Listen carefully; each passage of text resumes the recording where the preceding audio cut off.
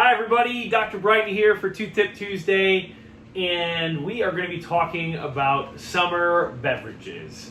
So the weather has been so wonderful the last couple of days. We're projected to have some more additional wonderful days with warmth and sunshine.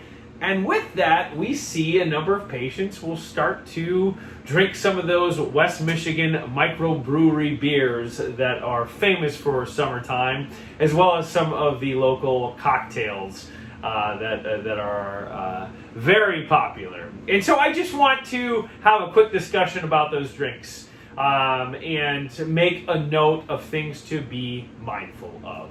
So first things first, many of you in the chair have heard me talk about it. You need to be considerate, obviously, of sugar.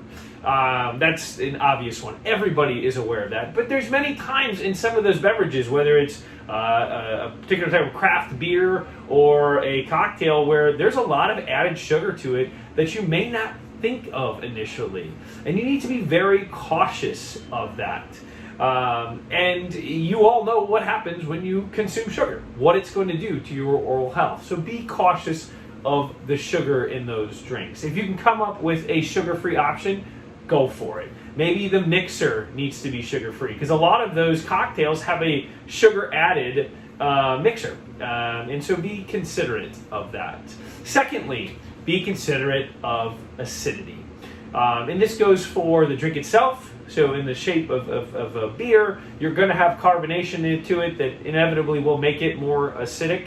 And in regards to cocktails, it could be the mixer. If you're mixing it with a Diet Coke or a regular Coke, hopefully not, you'll find that you're going to have more acidity to it.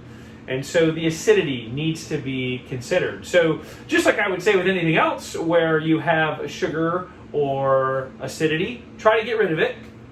But secondly, try to then protect yourself from it if you're going to be trying some of those tasty beverages. So when it comes to the sugar, right, try to keep the mouth clean afterwards, all right? Try not to have it all afternoon. Try not to have it all night long.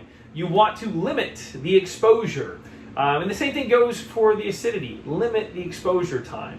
And then from there, if you can, have water next to you. You can rinse with water.